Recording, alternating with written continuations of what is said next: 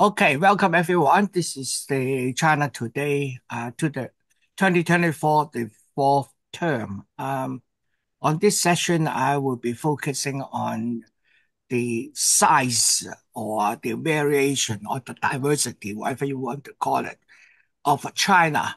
So first of all, I will mute everybody first. If you have any questions, please just unmute yourself and interrupt me. And I will now start the share screen.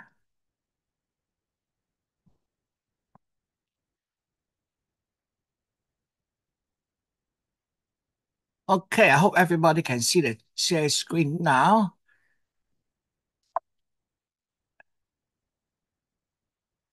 Yes, Judith, and any question? Please unmute yourself.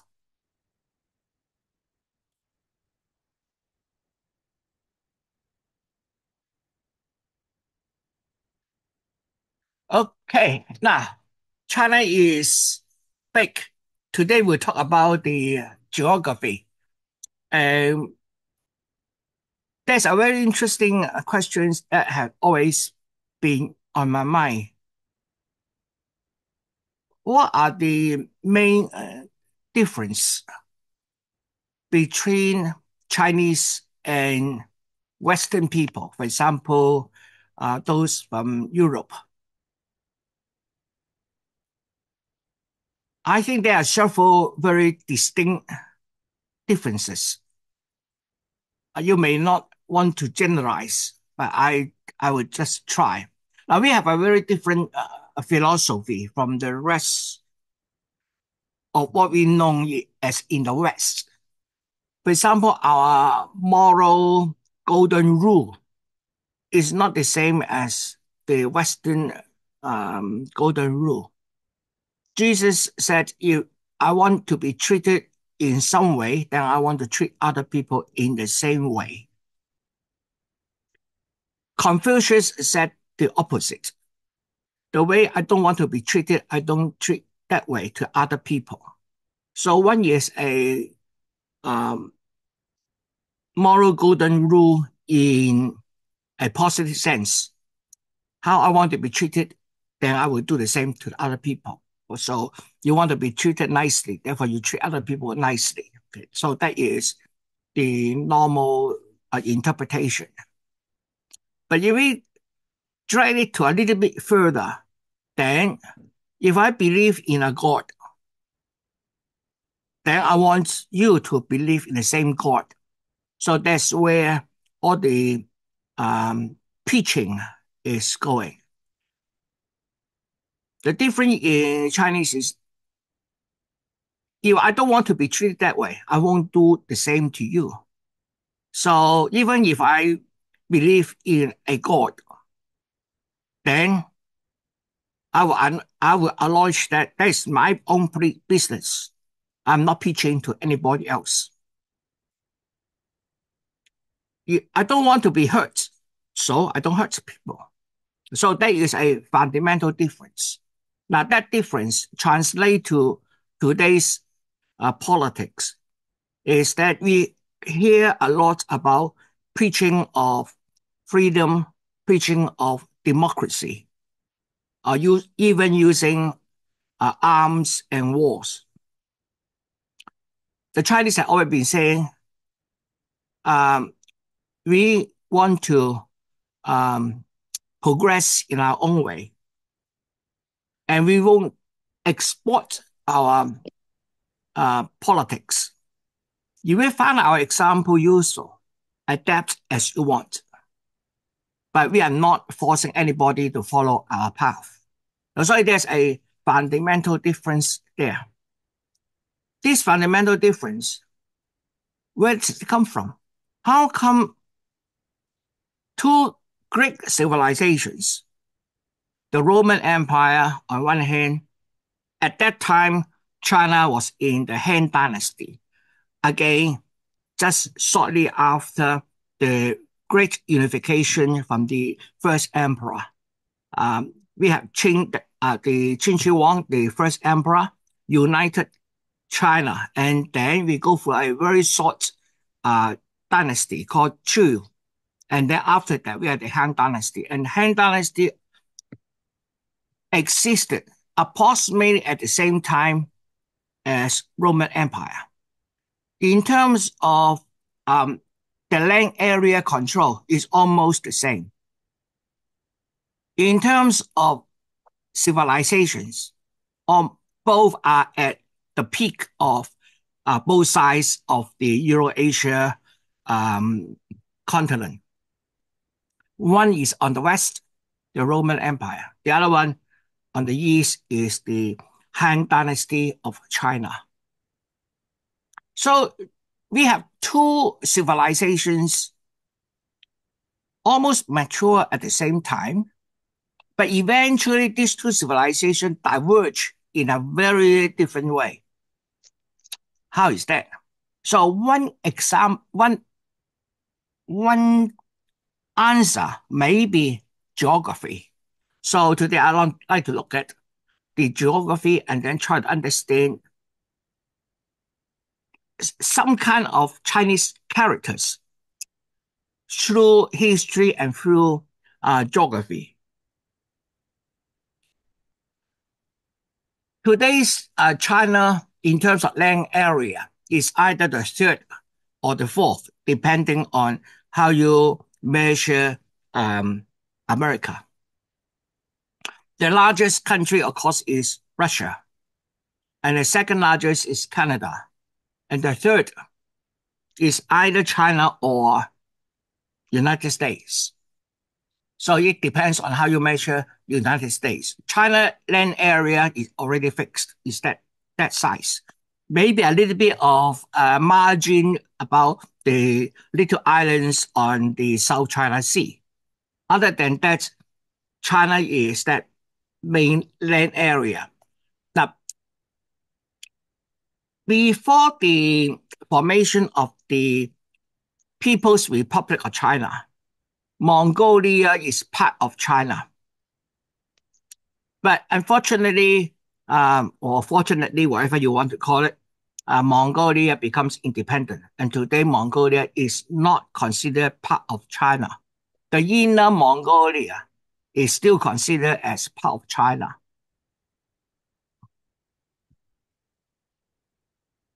So this is the map of China. Notice here, it includes Taipei or Taiwan, the little island there. And then it also includes the Tibet Plateau, the Xinjiang Basin, and then the one part which is missing here, right on top of here, is Mongolia. And then, of course, the inner Mongolia is here. And you look at the color, you will notice that a lot of land area is very high. Look at the scale here. The Xinhai Tibet Plateau. This is the highest mountains in the world. And the Himalaya peaks is actually within China's border.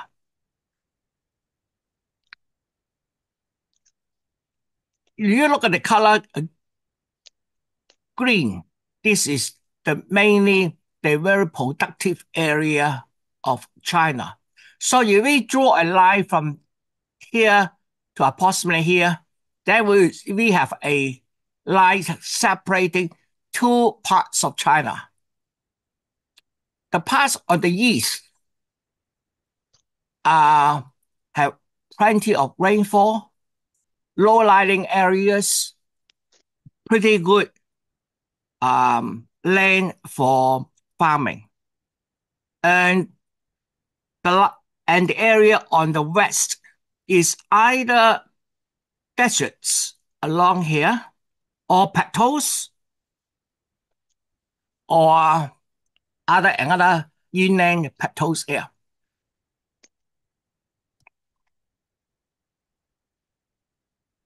You can look at the tectonic plates. And then we have the Oregon, the Himalaya Oregon states, the hills. And we have the cratons, the low flat areas. Three main cratons. One is in Xinjiang region. Another one is in this part of northern China. And of course, the other part is in the South China. So China has three flat area. And right in the middle is the Chenanshan, Oregon, which is another high mountain area. And on the top here, there's another Oregon here. It is the Central Asia hill area. So China is divided on the west side by the Himalaya mountains. Right in the middle, there's another mountain area, Chenanshan. And then right on the north, another mountain area. Basically, China is being cut off from north-south direction. If we want to travel from south to the north, you either go through the flat area along the coast, or you have to climb mountains. There is a mountain which is not survivable to cross in the old times. Of course, the Himalaya. Himalaya is both very high, very cold, and therefore, most of the time, it is almost considered a natural boundary. People can't cross this Himalaya. Of course, we know on the other side of the Himalaya is India, in this region here. So if China want to communicate with the rest of the world, it can either go by sea or through this little corridor out Shenzhen and then into Kyrgyzstan, Afghanistan, and then from the stand into Middle East and then onwards to Europe. So in one way, China is almost an isolated area. It is by itself isolated. We can argue, how then China is not divided into one country here, another country right here, one country here, one country on the top, and one country in the south. China can naturally divide it into maybe 6 or 7 different countries.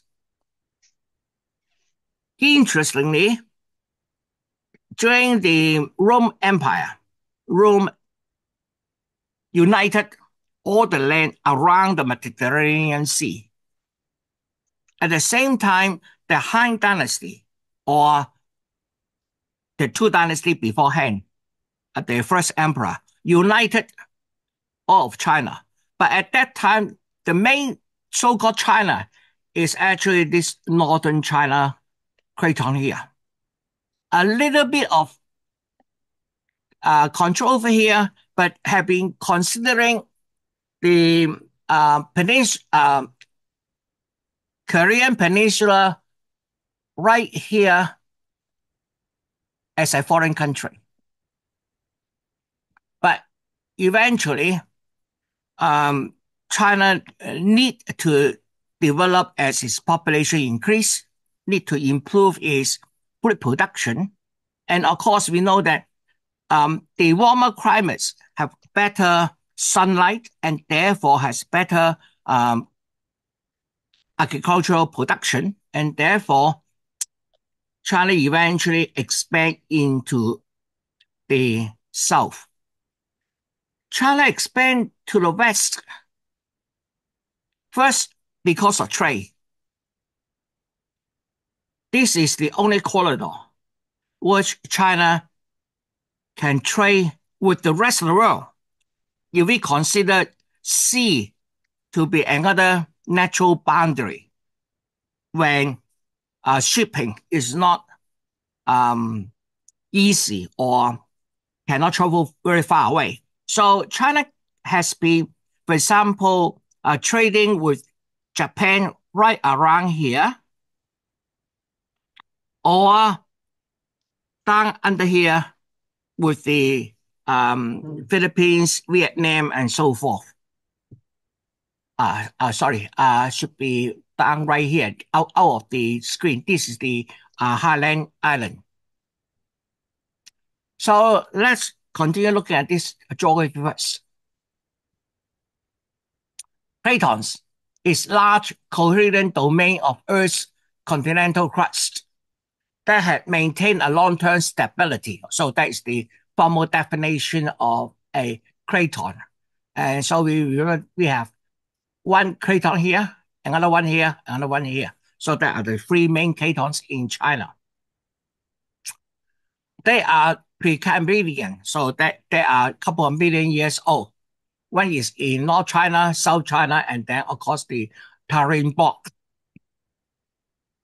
The North China, South China, and Tarim Block. These are the three main old land area available to China. A large area of China here is created by the continental plate, the Australian plate or the Indian plate slipping underneath the Eurasia plate. And therefore, all the seabeds of the Indian plate is lumped up as the Himalayas. So India is crawling under China in one way, at least the Indian plate, the tectonic plates, and therefore jacking up all this area into plateaus. So this is a very highlight area. And at the same time, these areas has a lot of earthquakes because this continent tectonic movement is still occurring, and therefore we still have a lot of earthquakes along these belt lines here. And of course, we know that in the eastern side here around Japan, there's also a lot of earthquakes. So let's look at the North China Craton first. This part. It consists of several different parts. We are not particularly interested in it, but we want to note that this is one great production area land for China in terms of producing wheat. It is the major wheat grow area of China.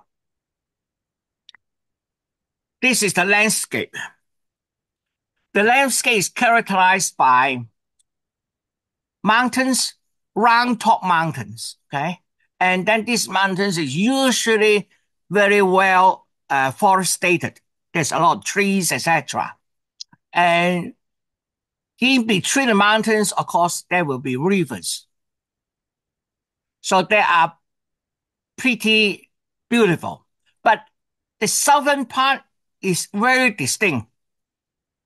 Southern part also consists of a lot of huge high rocks, but these rocks have no vegetation. There's a bare rocks over there.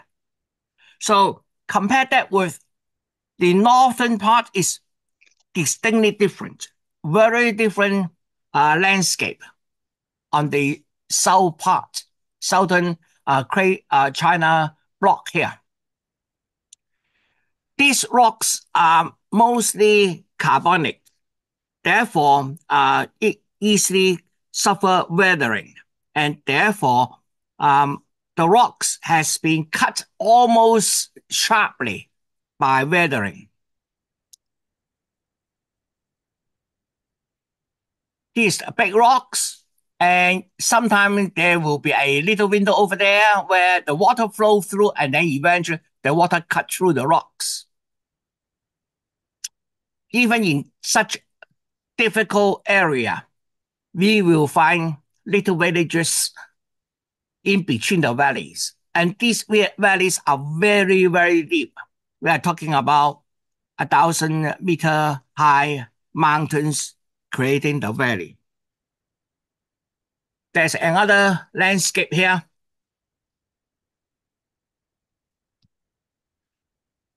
And then, of course, is the other part here, which is the Tarim block. Today's Xinjiang is right here. And then passing through this narrow gap into from this side into Afghanistan, from the other side into Kyrgyzstan. And the landscape is look like this. Romantic areas are not much farming, except in Xinjiang. The mountains is more traditional mountains. Mountain still high, but not cliffs. There are slopes, but the slopes are pretty manageable in a way. Here is another look, and this area is particularly dry. Why it is dry? Let's go back to our picture here. This one. This is the Pacific Ocean. Of course, we have the Pacific monsoons going in this way, and therefore we have plenty of rainfall by the rain flowing into the land and then falling on this area. So this is certainly have quite a bit of rainfall. But unfortunately, on this side is almost no rainfall. The reason being the Indian Ocean is right here, down below in this particular area. Of course, Indian Ocean carries a lot of moisture. The moisture will flow into the land as the land heat up in the daytime. During daytime, land area becomes hot, and therefore air started to rise. So the sea breezes follows with the high rising warm air flowing inland. And as it flows inland, the land gets cool down much earlier than the sea because sea has a high heat capacity. Land doesn't. So land heat up faster, cool faster. Therefore, when the land cools down, the moisture becomes rain and then fall down. But unfortunately, because there is a huge mountain here, the moist Indian Ocean air going in will participate onto the Indian peninsula or fall on Indian area. And when the wind passes over the Himalaya, it is already very dry. And therefore, this whole area has always been very, very dry. Dry land doesn't promote agriculture.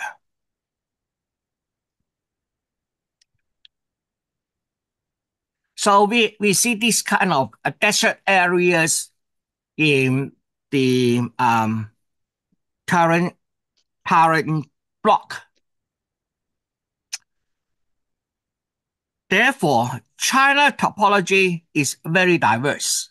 It has snow-capped mountains, deep river valleys, broad basins, high plateaus, rolling plains, and then terraced hills, sandy domes, desert, etc. Almost every kind of landscape exists in China. Almost. And the country, arable land, is only in the lowland area, represent about 12%. The arable area land in China represent about 7% of the world's arable land. But China has a population about 20% of the world's population. And that means on average, the Chinese land produce 3 times the amount of produce than the rest of the arable land in the world. If we consider food is being balanced each year. So we are assuming 100% of the arable land in the world feeds 100% of the population. But this ratio changed sharply when you consider China. China has only 7%, but it feeds 20% of the population of the world. So I have explained this already, and then of course, I will make the video available on YouTube, and then you can look at it or stop the video when you're watching on YouTube. We also have the Himalaya Tibetan Plateau. This area is very important to China because it is one of the largest freshwater reservoir. The snow being high, very high, and therefore, as the rain fall on the plateau, they become snow, and therefore, Himalaya has always been a fresh water source.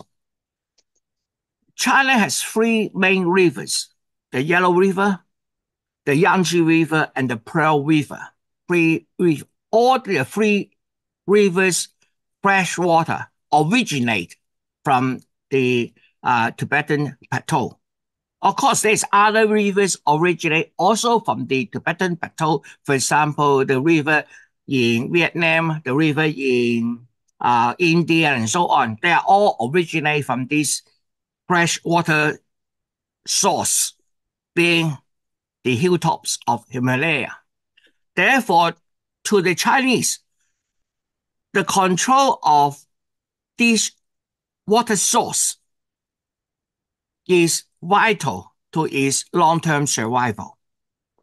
And therefore, Tibet, Xinjiang, has always been part of China.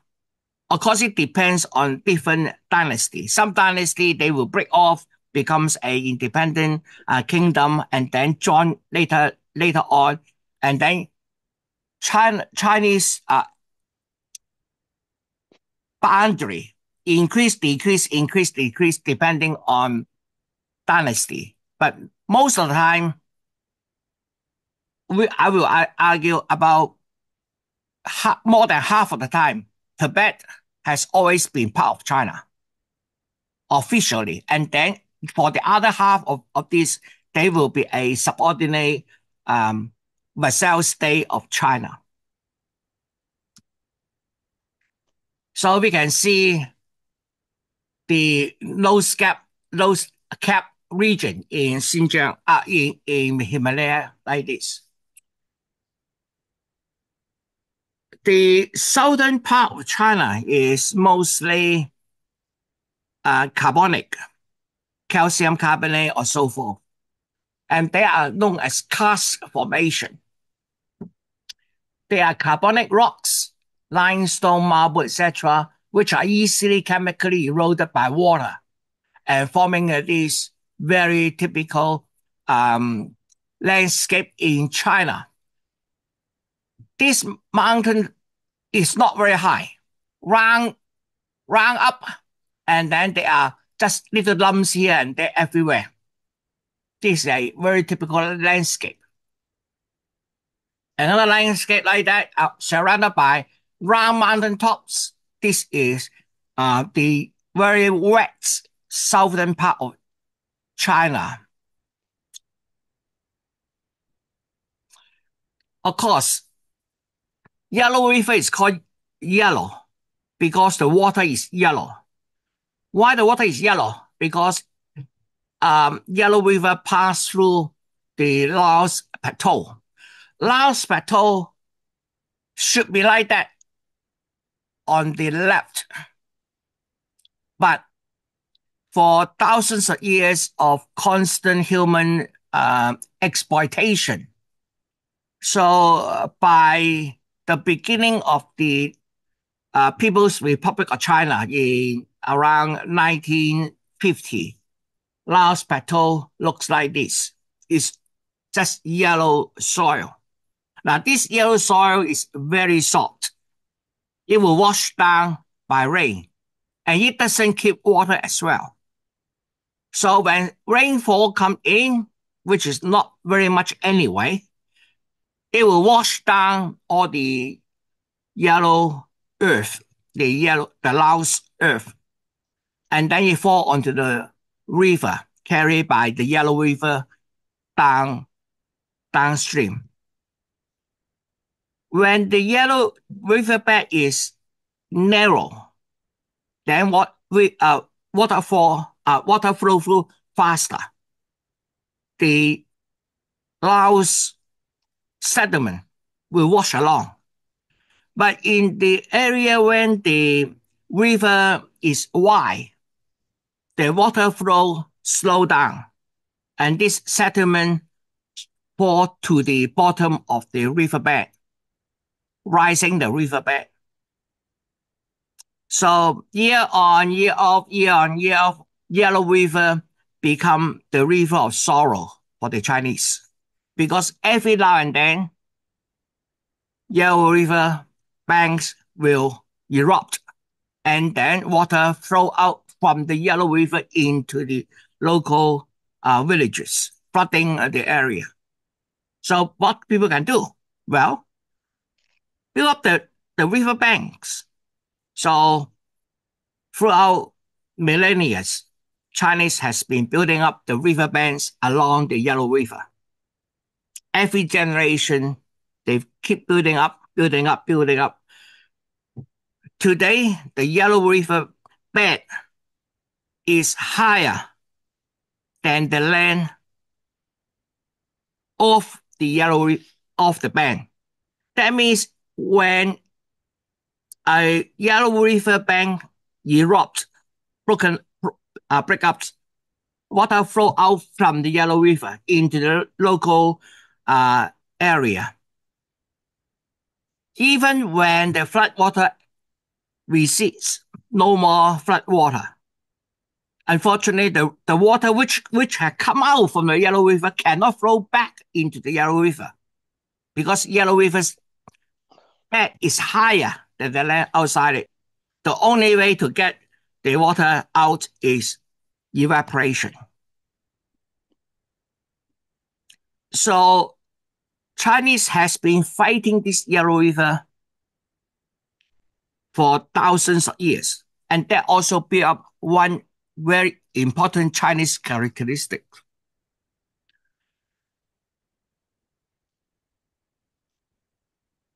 We have on one side almost desert, on the other side green area. So you may ask, where is this? Well, this is the border of China and Kyrgyzstan. The green part belongs to China. The yellow part belongs to Kyrgyzstan. And the boundary is that 3 rows between the two lines. Different governments produce different results just because of country difference. They should be the same land area, but one side is very different from the other side. So the only reason for that to happen is because of human intervention. Of course, China has also this big island in the south, Hainan Island, and of course near that is the South China Sea.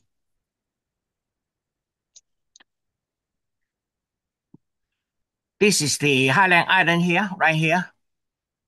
We have Taiwan here, and then Philippines, Brunei, Vietnam.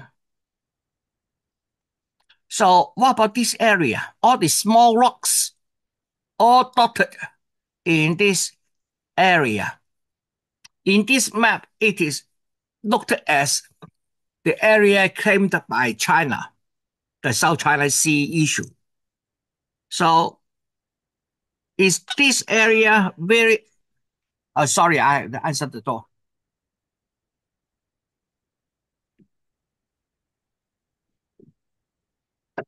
How many?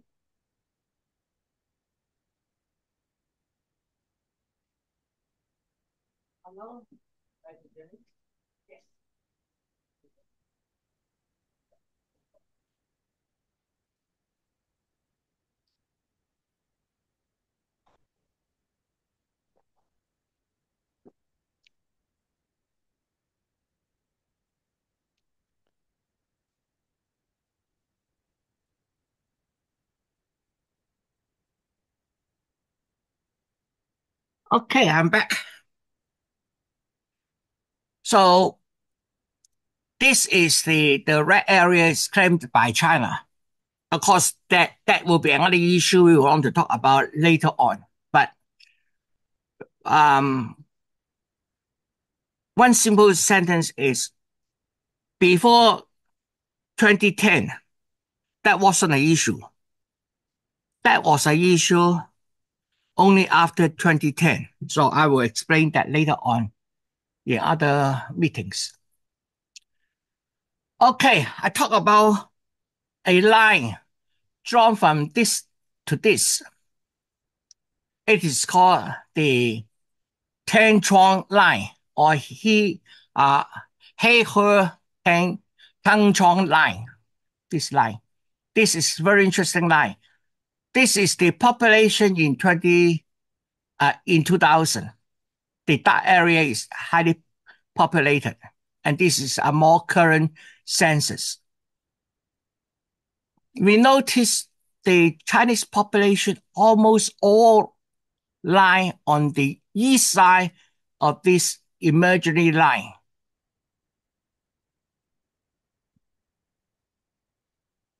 So you look at the east and the west. The west of the line represents 60%, 64% of the area of China because before 1935, Mongolia is part of China. So the area there include this part. So this is Mongolia. And therefore the China is like that in 1930 something. Okay, so large area. But after the formation of Republic of China, People's Republic of China, Mongolia is excluded, and therefore it represents smaller area. In terms of population, the area represents only 4% or 6%, depending on which year you count. That means most of the people in China, all we call Chinese, all live on the east side of this imaginary line, although China is all this big. With a little bit exception right here in the Xinjiang region. This is Xinjiang, this part, right at the edge. The rest here is desert. And the little path along here is a deep valley between the two main mountain systems. So Chinese people want to, now, the traditional center of China is around here in Beijing, around this area. In the mouth of this is the mouth of the Yangtze River. So it is the north side of the Yangtze River and the south side of the Yellow River, which form the main cultural, political center of China. And then, of course, today it develops into the rest of China.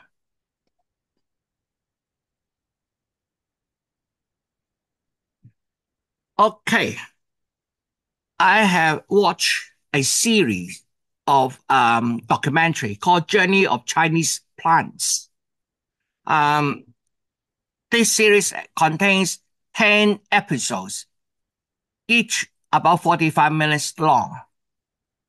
And in one particular episode, it talk about rice. So I will pick some information from there.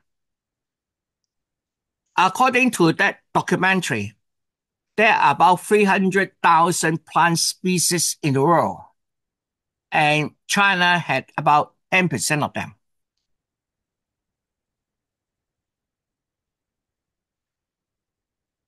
China is the world's largest producer of rice. making up 30% of the global rice production. Its yield, rice yield, is also the highest in Asia, 6.5 metric tons per hectare. It is produced throughout China, and the diagram on the right represent different species of rice. There are the early indica, middle indica, late indica, and the japonica, 4 different rice which is grown in China and consumed by the Chinese.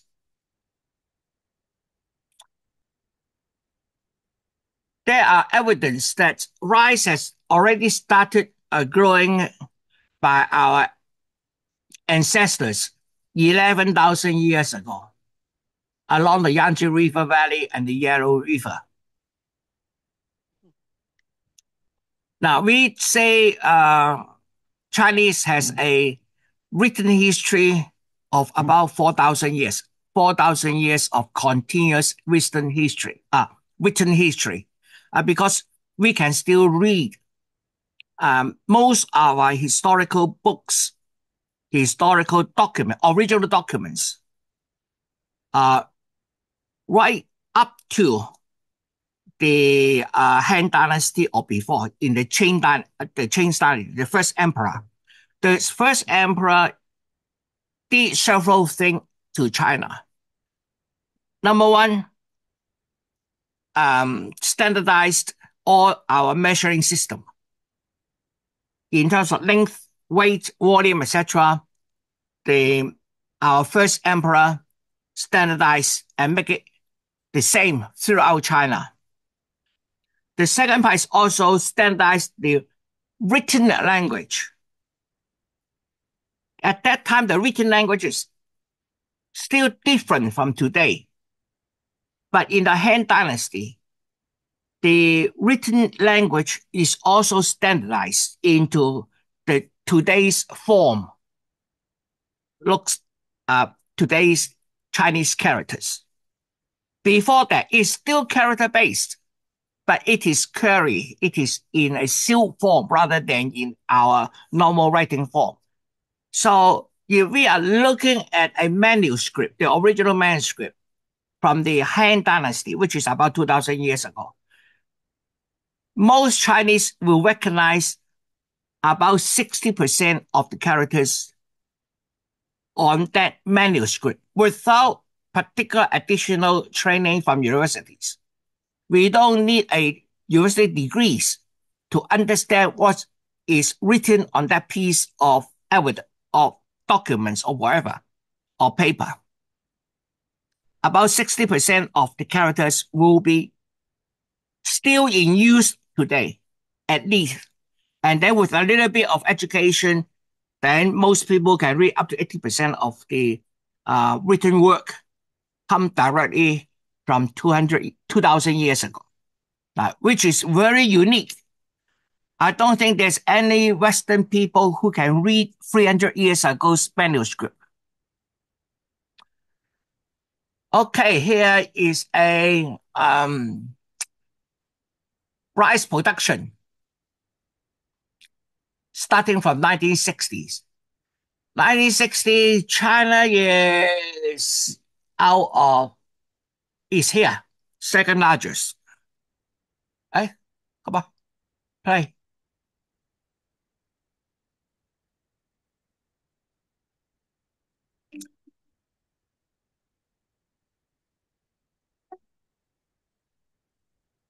We will see that China and India swap places until the 70s. China becomes a bigger producer, and then a little bit later on, India will catch up.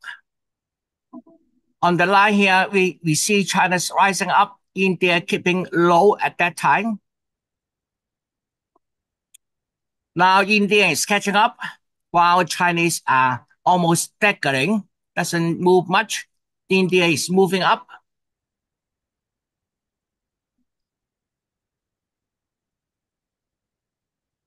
Indonesia come in.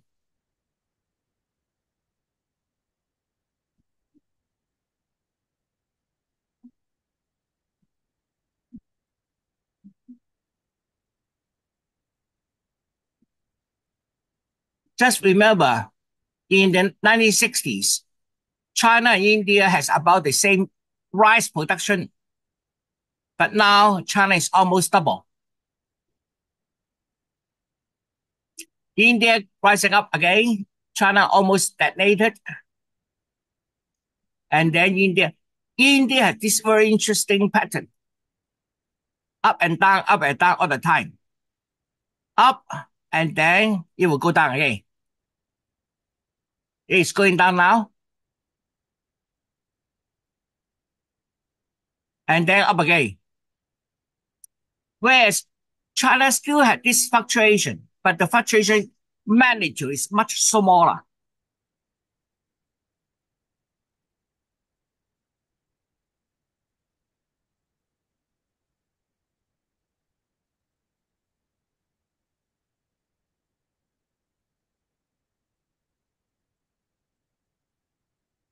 Oh, stop. Now, right in this area, in the late 1970s, 1980s, we see a slope change. The production yield increases. There are several important slopes here to look at. The first slope is from the 1960s to about 90s, late 1960s, before 1970, and then slow down a little bit. These are the difficult years under Mao. And then Mao died in 1978.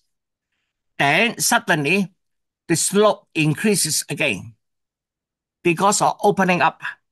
And China started to integrate with the rest of the world, importing technologies to improve its rice production. Okay, let's continue. And then we had some going down here and then up again.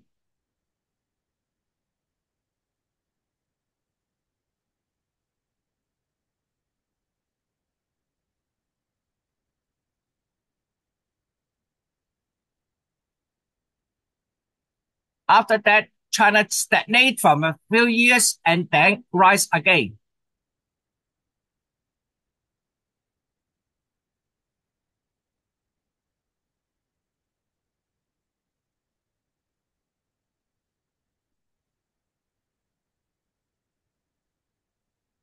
Okay. From the rest from here, China's almost go flat without much increase for almost 10 years before it rise again. So Chinese technology in terms of agriculture had undergone several stages of change. Okay, let's move on to the next. Again, you can always watch it on YouTube later on. Up. Give me the navigator so that I can go to the next page.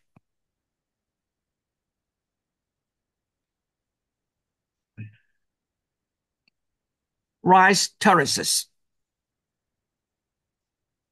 The main um, technology of this rice terrace is that in the lower near the valley, we have the fish ponds, um, the farms, and then the rice terrace is on the middle of the hill.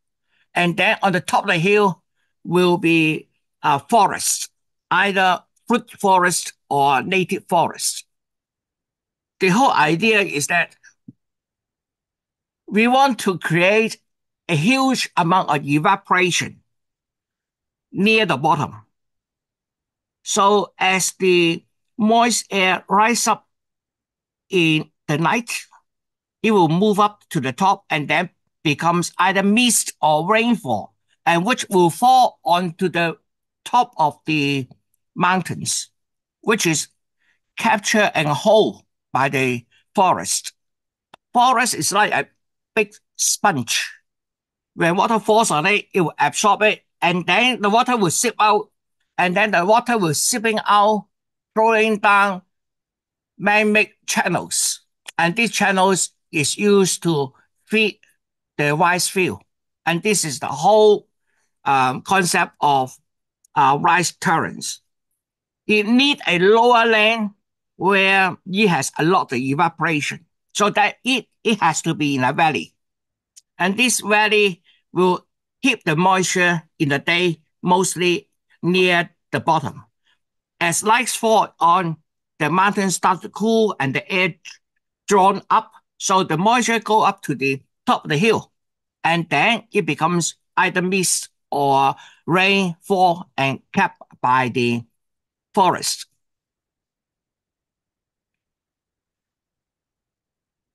Huge mountain tops always is vegetation. If you don't have this vegetation at top, then you won't be able to hold water. If you can't hold water, then the tourists down below will not have water supply. And you will see that they can manage the land quite uniquely. For example, this area is almost ready for harvest. And this area obviously has been harvested and then is filled with water waiting for the next phase of plantation. The way to do it is to have a little opening along the edge, along the ridge here. So different farmers, when they want water, open up the land here so the water can go in and flood your land. And then after that, you close it off. So they manage the water by opening up and closing up to let the water in and water out.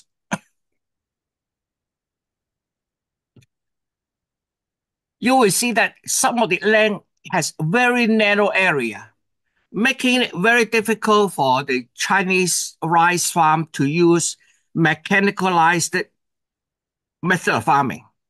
We can't have large tractors because the land is just this narrow. It is about, let's say, maybe less than a meter. Widest area, maybe a meter and so, and land like this. It is very difficult to mechanicalize the farming. So that has been a problem until we develop some mechanical device which can be used primarily in area like this. The traditional large tractors won't work. If you look at the size of these terraces, it is staggering. It is huge. That represents multi-generation work. Father, son, grandson, great-grandson, or even grandfather, great-grandfather, and so on. They work generations after generations looking after these fields. So I would like to show you a few beautiful pictures. The first one is from Yang Rice Terrace. Just pictures, okay? Beautiful pictures. Another area. This is the village. The village, right, usually in the middle of the land, not at the very bottom, not at the top, in the middle. And then rice field down below, you will see that it's falling down. They are right in the middle. The village right here, and you see the terrace all around it. By the way, these are Miu people. The Miu people is one of the minor ethnic groups in China. And they are characterized by their very unique silverware. All these are silver jewelry, passed down from a mother to daughter. Some Miu villages are female hierarchical lines. They don't marry.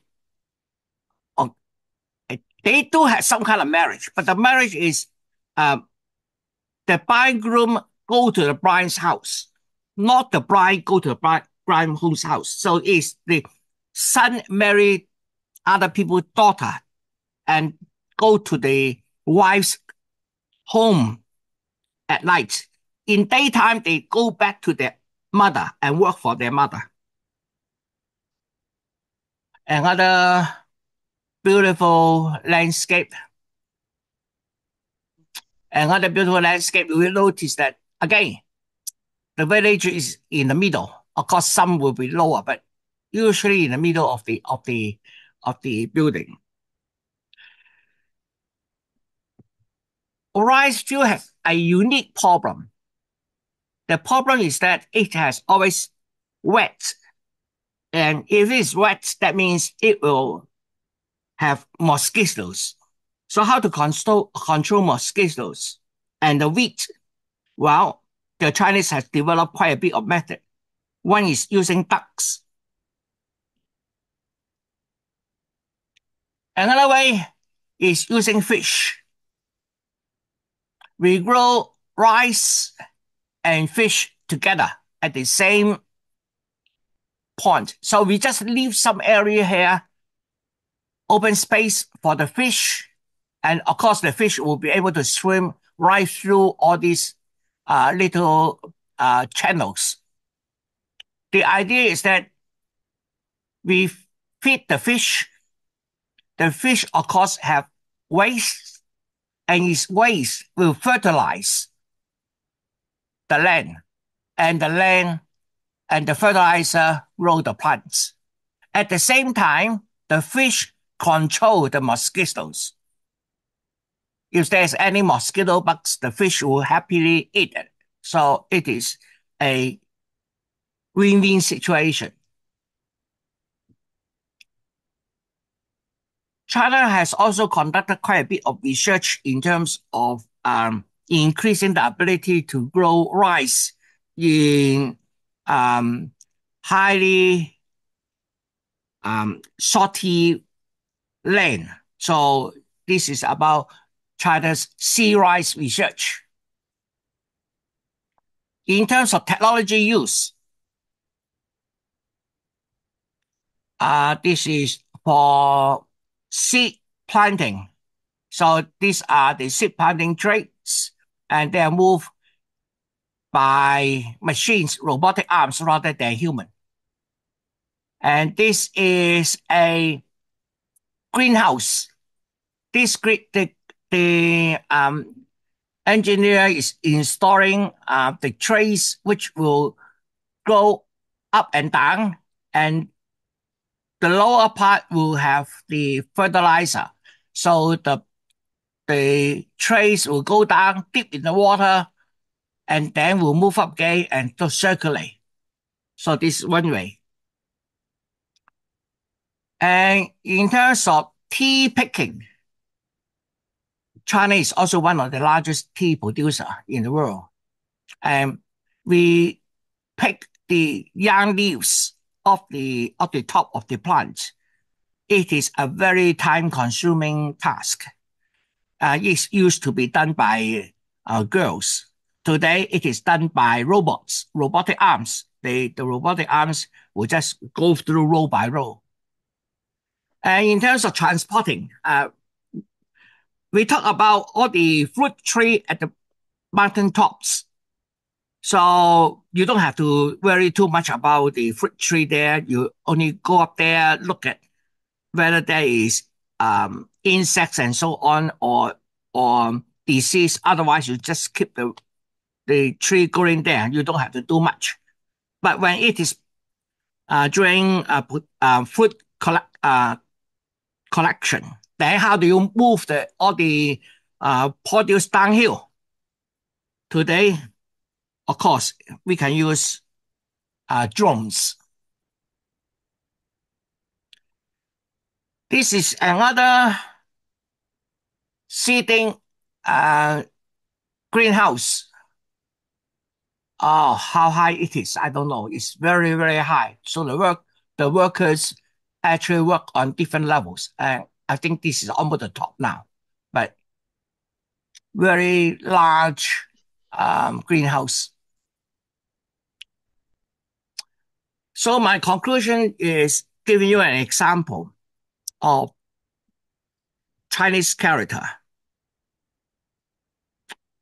If persevere, it will continue working on it until we come to a result. Hardworking, willing to use new technology. It will always may involve multi-generation and continuous improvement. Okay, I will stop here, and then any questions, please unmute yourself and then you can ask me questions. Yes, anyone? Yes, please. Albert, what percentage of rice would be grown using those hothouses? Rice is still mostly grown on land, not in greenhouses, because we are talking about millions acres of rice field. So that, but all the rice seedlings are grown in greenhouse and then planted. There are some small planting machines, which is about 1 meter wide, and then a single person can push that machine and then keep planting the seedlings. These kind of things now started to appear. But most of the rice are grown on land rather than in greenhouse, except the seedlings. Do they use dry land rice production at all? No, rice is grown in wetland. Some rice will grow in dry land. The Chinese rice all grow in wetland. That's what I know. Maybe I'm wrong, but I understand the Chinese rice are all in wetland. So ducks and fish are always a combination. Either just ducks, sometimes duck and fish, sometimes ducks and fish and um, what's that called? The little thing like lobster, crabs. Yeah, a combination of different species. Always, there's no single species rice field anymore. Yes. Albert, Yep. it was interesting with your rice production chart by country. And whilst I missed the last production for USSR, Russia, I did notice that the North Korean was around about 4.8 tons. And that's interesting because, and I thought Russia was below that. But that's interesting because, as I understand the latest news, the deal between North Korea and Russia in terms of sending troops was in exchange for the Russians supplying half of North Korea's rice production supply for the next year. Just a comment. No, I don't know why now we all know that Russia is a very large country. It is the largest wheat producer in the world. But so where's Russia on this slide, Albert? Sorry? Where's Russia on this slide? Well, Russia doesn't see on this slide. Russia's rice is not no. Russia is pretty cold area. So I'm surprised they actually grow rice. I would think Russia will mainly grow wheat. I might be mistaken. Yeah, because Yeah. it's But too cold. you can see why North Korea needs the food, though. Now,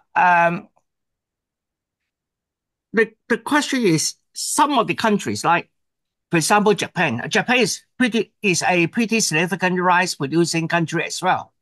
Where's that? Where's Japan now? Here? Not here. Interesting. Japan. Right at the top. It's under USSR. Under USA. If you're looking USSR. for Japan, it's number 4. Number 4. Japan. Yeah. Japan is a pretty important rice producing country as well. Given this very small area, Japan is very small in terms of land area. Korea and Russia, Korea is right here, is that right?